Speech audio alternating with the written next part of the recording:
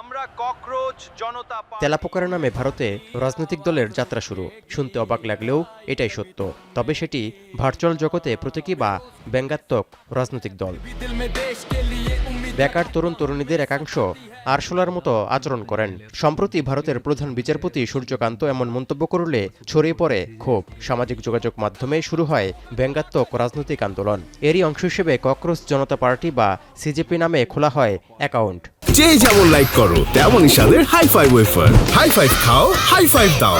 Virtual এই আন্দোলনের মঞ্চ এরই মধ্যে ব্যাপক জনপ্রিয়তা পেয়েছে। এক সপ্তাহ না যেতেই ফলোয়ারের দিক দিয়ে ইনস্টাগ্রামে ভারতের শক্তিশালী রাজনৈতিক দল বিজেপি ও কংগ্রেসকে পেছনে ফেলেছে ককরোচ জনতা পার্টি বা সিজেপি। ফলোয়ারের সংখ্যা ছাড়িয়েছে 1,50,00,000-এর বেশি। বিপরীতে বিজেপির ফলোয়ার 87 লাখ এবং কংগ্রেসের ফলোয়ার 1,30,00,000-এর বেশি।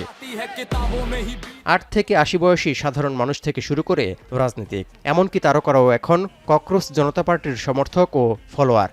ধর্মনিরপেক্ষতা এবং বিভিন্ন কেলেঙ্কারি ইস্যুতে সরব হয়ে ওঠায় ফলোয়ার প্রতি মুহূর্তেই বাড়ছে।